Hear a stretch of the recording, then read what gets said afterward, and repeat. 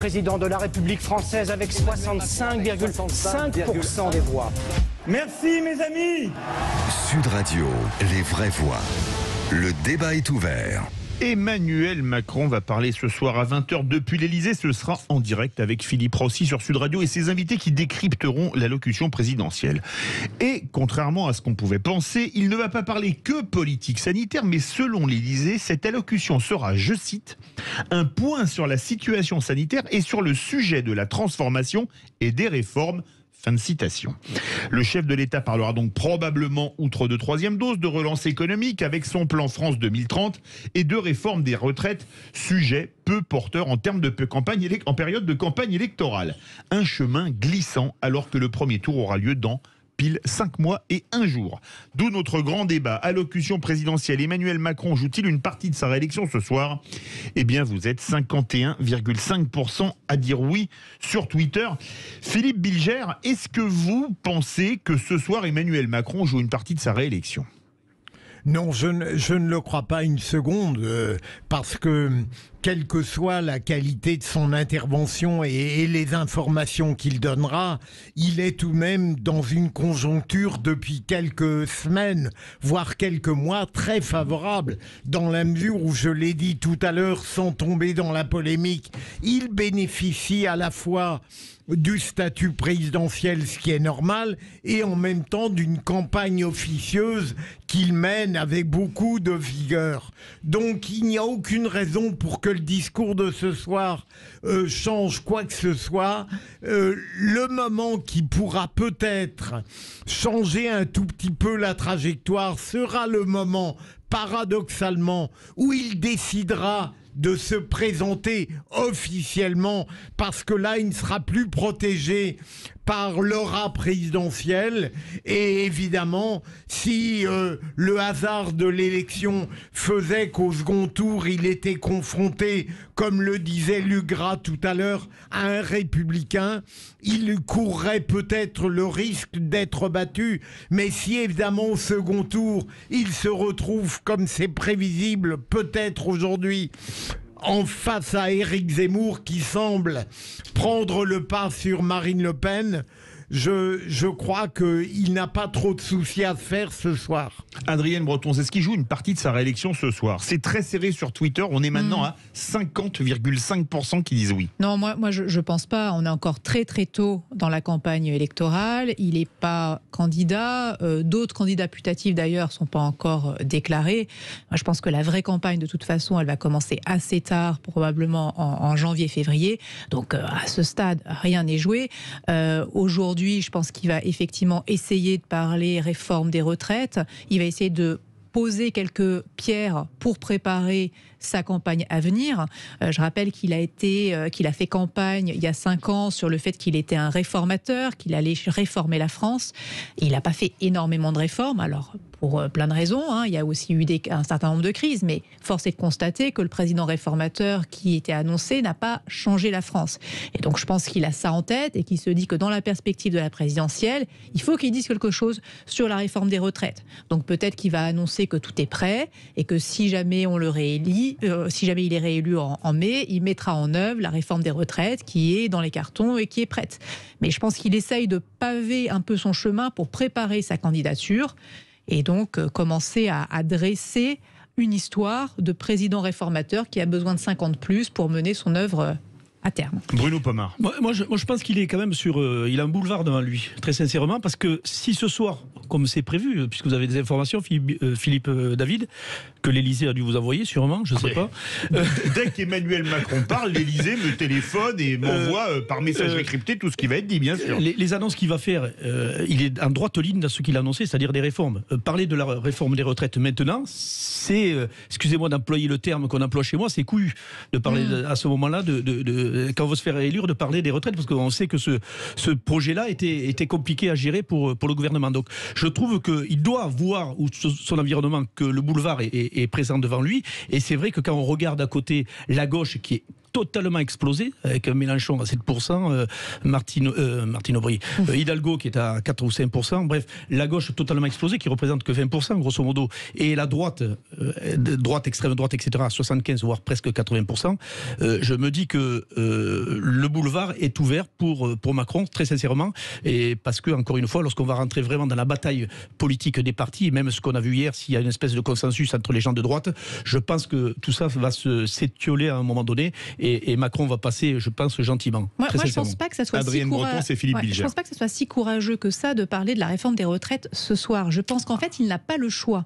Il est obligé de désamorcer le sujet parce qu'il a été élu en disant qu'il ferait un certain nombre de réformes, dont la réforme des retraites, et il ne l'a pas faite. S'il ne dit rien là-dessus jusqu'au moment de sa candidature, tous les candidats vont l'attaquer, vont lui dire vous aviez promis une réforme des retraites, vous n'avez rien fait, etc. Donc il est obligé de dire quelque chose sur la réforme des retraites pour désamorcer. Donc pour moi, c'est pas du courage, c'est qu'il désamorce un peu le sujet pour préparer une entrée en candidature qu'il espère ne pas être trop chaotique. Mais justement, Philippe Bilger, Adrienne Breton, ça a anticipé une question que j'avais prévu de poser. Est-ce que les retraites, ce n'est pas, vous me passerez l'expression un peu triviale, casse-gueule, puisque si on met ça sur la table, les Français vont descendre dans la rue, et s'il ne fait rien, on va dire qu'il n'est pas réformateur. Est-ce que c'est pas pile je perds et face tu gagnes?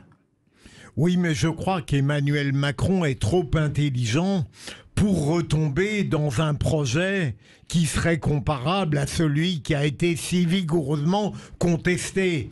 On peut imaginer, je ne suis pas un spécialiste des retraites, j'ai toujours détesté la retraite, que au fond, qu'il puisse imaginer des modalités détachées de ce que souhaitait Édouard Philippe et qui a créé le problème, qui permettrait peut-être d'aboutir à des modalités soft. Je n'en sais rien, c'est Adrienne et Bruno, les spécialistes. Donc, je crois qu'il sera obligé d'en parler. Il sera obligé. Et il est évident que même si à l'heure actuelle, la gestion sanitaire n'est pas du tout désastreuse, on peut même lui reconnaître un certain mérite, il ne voudrait pas arriver à l'élection présidentielle uniquement avec cette perception sanitaire. La parole à Bruno Pomar, qui en tant qu'ancien policier du RAID ne battra jamais en retraite. Ouais, c'est clair. Non, mais je voudrais simplement savoir ce que pense Philippe Bilger, oui, effectivement, du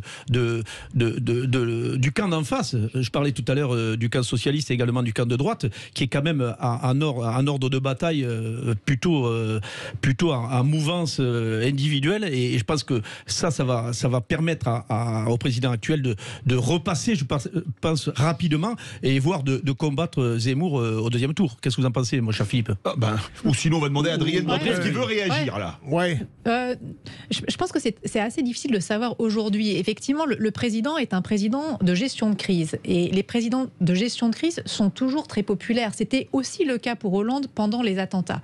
Là, on a une crise qui est beaucoup plus longue. Et dans ces cas-là, c'est vrai qu'on se tourne vers le chef de l'État parce qu'on considère qu'il va nous protéger. Et on reconnaît toujours un mérite à un président qui gère une crise parce que c'est des périodes très difficiles. Maintenant, est-ce que pour autant les Français ont envie de reconduire Emmanuel Macron? C'est loin d'être certain. Il y a un sondage qui est sorti hier, il me semble, un sondage BFM TV, qui disait que 59% des Français ne souhaitaient pas que le président Macron se représente. Donc c'est même pas voter pour lui. Il souhaite pas qu'il se représente. C'est quand même une majorité. Ce qui veut dire que derrière, il faut lire ça plutôt, à mon sens, comme une volonté de renouvellement du personnel politique qui ne touche pas que Emmanuel Macron, qui touche aussi les LR et le Parti socialiste. Mais donc pour moi, les jeux sont encore assez ouverts. Ça veut dire que Zemmour, ça serait Zemmour. Mais je pense que Zemmour bénéficie de ça. Le fait que Zemmour ne soit pas chez les LR et ne soit pas même au Rassemblement national, c'est un plus pour lui. Il n'a pas... Oui, bon, au PS, ça, effectivement, heureusement, quelque part. Allez, on a Montebourg, hein, c'était un trait d'humour, vous avez compris. Oui, heureusement. On a beaucoup de difficultés au PS, heureusement on n'a pas celle-là. Mais donc le fait qu'il ne soit pas dans un parti, effectivement, est un plus pour lui parce que les électeurs considèrent qu'il n'est pas comptable du bilan des Républicains qui ont été au pouvoir. Et donc on verra quand Emmanuel Macron sera en campagne. Je pense que ça sera intéressant. Par ailleurs, quel positionnement il va avoir quand il va y avoir un débat de premier tour à la télévision, j'imagine. Qu'est-ce qui va se passer? Est-ce qu'Emmanuel Macron va venir en débat à la télévision, au même rang que les autres candidats? Oui, il le fera. Et quel impact sur sa stature présidentielle? Vous voyez, il y a beaucoup de choses qui Il va sont redevenir ouvertes. candidat, il sera plus président. Et oui, et quel impact? Justement, Philippe Bilger, est-ce que la position de... Alors, on va revenir à un temps que les moins de 30 ans ne peuvent pas connaître. Joli. Oui, François Mitterrand, quand il annonce sa candidature, enfin sa recandidature en 1988, il l'annonce in extremis, peu avant la limite, il l'annonce au mois de mars, alors que le premier tour est en avril, fin avril et le second tour début mai. Est-ce que Philippe Bilger, vous qui êtes un des plus fins analystes de la politique française, je ne Ça suis pas veut dans la dire que je me suis beaucoup trompé. est-ce que vous pensez que la position d'être candidat sans le dire, tout en l'étant pas, tout en l'étant, c'est tenable encore longtemps? Moi, je veux être objectif. Tous les présidents ont fait à peu près ça. Je trouve qu'Emmanuel Macron le fait de manière un peu ostentatoire, mais je crois qu'on ne le lui reproche pas. On comprend une forme d'éminence présidentielle dans ce domaine.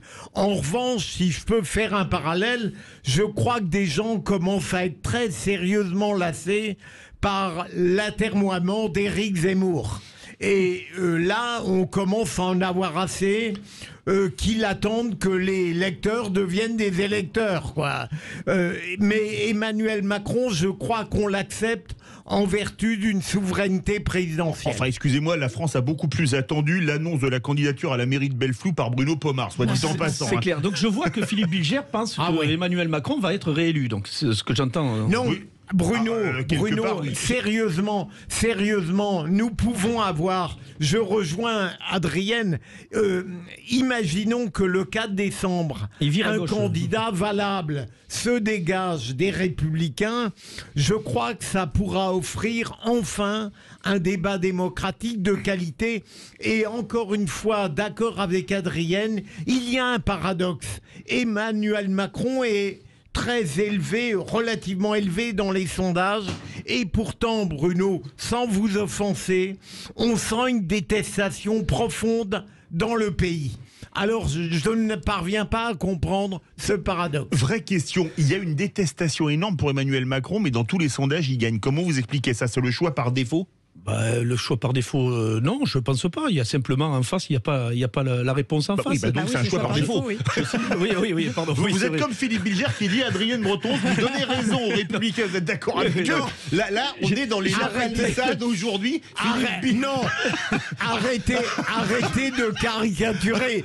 J'ai dit à Adrienne qu'elle était d'accord. Ah non. Mais dans les sondages, quand même, Emmanuel Macron reste quand même au-dessus de 25-26%. Et les autres sont derrière à 17, 16, etc. Donc Zemmour, Xavier Bertrand, etc. Et n'en parlons pas, la gauche, et Marine Le Pen, et la gauche derrière qui est dans les fonds du classement. Plus aux alentours de 10. Effectivement, c'est juste des sondages, vous allez me dire, mais c'est vrai que je ne voudrais pas déplaire à mon ami Philippe Bilger encore une fois, mais Macron a quand même une longueur d'avance. Mais ce qu'on sait aussi, c'est que les Français, sur l'élection présidentielle précédente, tout le monde disait qu'on aurait un second tour Hollande-Sarkozy. C'est ce qui apparaissait dans les sondages. Et en même temps, on voyait que les Français ne souhaitaient pas ce duel. Et il ne s'est pas produit. Et donc toute la question aujourd'hui, c'est que les sondages prédisent un second tour Marine Le Pen, Macron. Les Français disent on ne veut pas de ce second tour. Qu'est-ce qui va se passer? On n'est jamais à l'abri d'une surprise dans les campagnes présidentielles. On part au 0826 300 300 direction le Val-de-Marne. Bonsoir Julien. Oui, bonsoir Philippe et bonsoir aux vraies voix. Est-ce que vous pensez qu'il joue une partie de sa réélection ce soir, Emmanuel Macron, si par exemple il faisait une réforme des retraites avant la présidentielle? Ah ben clairement, tout va dépendre le ton qu'il emploie, parce que s'il emploie le même ton détestable qu'il a employé le 12 juillet, je pense que ça peut rabattre les cartes. Alors évidemment, tout va dépendre de ce qu'il va dire. Moi, je pense qu'il va nous faire le père Fouettard, certainement sur les réformes des retraites, qui lui est demandé par l'oligarchie qu'il tient, c'est-à-dire l'Union européenne. Je rappelle que le plan de relance, effectivement, nous demande, si on veut toucher 40 milliards, je rappelle, en payant 100, eh bien, il faut faire la réforme des retraites. Là-dessus, on a caché la vérité aux Français, c'est pourtant le cas. S'il annonce ça, à mon avis, ça va mettre le feu aux poudres, parce que ça va aussi nous rappeler toutes les casseroles du gouvernement. Rappelons que M. Delevoye n'a pas pu aller au bout de la réforme des retraites, parce qu'il avait un certain nombre de casseroles presse. Donc s'il annonce ça, ça me paraît difficile pour lui. Et en même temps, s'il annonce la 3e dose, je pense qu'il y a beaucoup de Français qui vont se dire mais attendez, on a été bernés là. On nous avait dit 2 doses, on va retrouver la liberté. Et en réalité, C'est pas 3. tout le cas. Donc pour Ben vous, voilà, pour la vous, troisième dose. vous me passerez l'expression, ce soir, il marche sur des œufs. Bah, il marche sur des œufs, mais il est tellement soutenu dans les médias, tout le monde lui déroule le tapis rouge. Et en réalité, on est en train de créer, comme vous en aviez parlé, Philippe, d'une fausse opposition, parce que Zemmour, on sait très bien qu'il gagnera jamais. Quand on critique les musulmans comme il le fait, je vois pas comment ça peut permettre de l'élire en tant que président. Et Madame Le Pen, c'est la même chose, elle gagnera jamais, elle est pas au niveau.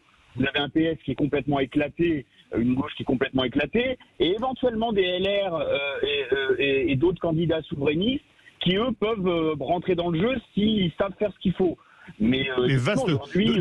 Donc vous êtes d'accord avec l'ensemble des vraies voix que c'est une élection par défaut. Si jamais il gagnait, 59% des Français veulent pas qu'il se représente, mais le problème, c'est l'offre qu'il y a en face de lui qui lui assure une réélection. Merci beaucoup Julien du Val-de-Marne. On a dépassé le temps. Verdict sur Twitter. Allocution présidentielle. Emmanuel Macron joue-t-il une partie de sa réélection ce soir? Vous êtes 51,6% à dire oui. Est-ce que ça vous dirait, les vraies voix, qu'on parle d'un produit génial au concours Lépine? Oula, C'est tout de suite avec Philippe Rossi.